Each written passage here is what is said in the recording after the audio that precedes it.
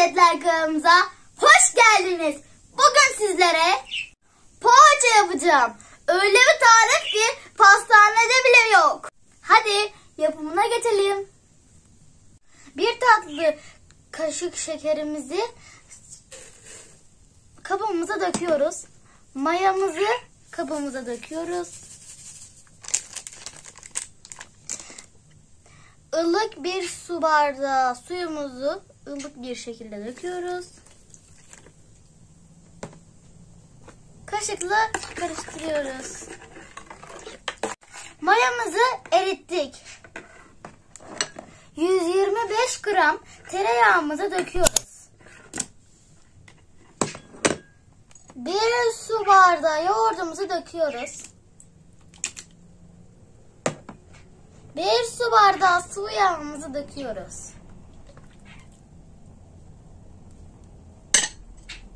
İki yemek kaşığı tuzumuzu döküyoruz. Şimdi elimizle yoğuruyoruz.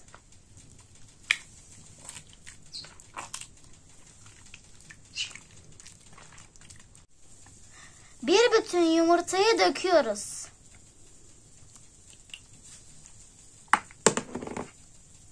İki yumurtanın sarısını ayırdık, akını içine attık.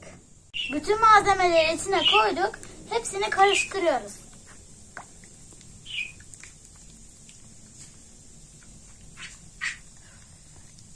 Şimdi yavaş yavaş unumuzu ekliyoruz. Unumuzu döküyoruz.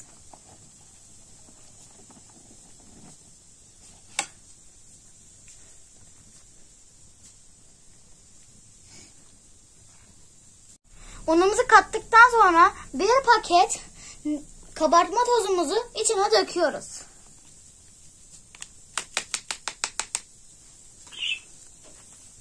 Oluyoruz. Hamurumuz kıvamını aldı. 15-20 dakika dinlendireceğiz. Hamurumuzu dinlendirdik. Biz 3 çeşit malzeme hazırladık.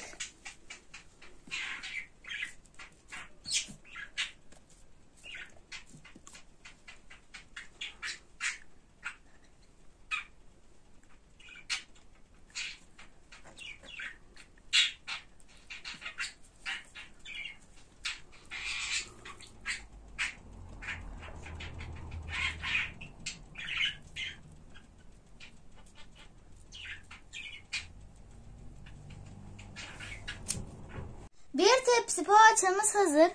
Üstüne yumurtanın sarısını sürüyoruz.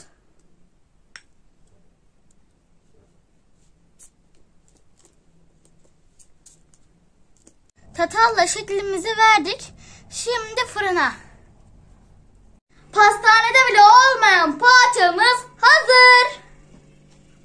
Dinleyecek olanlar afiyet olsun. Ufur ufur kokusu çok güzel geliyor.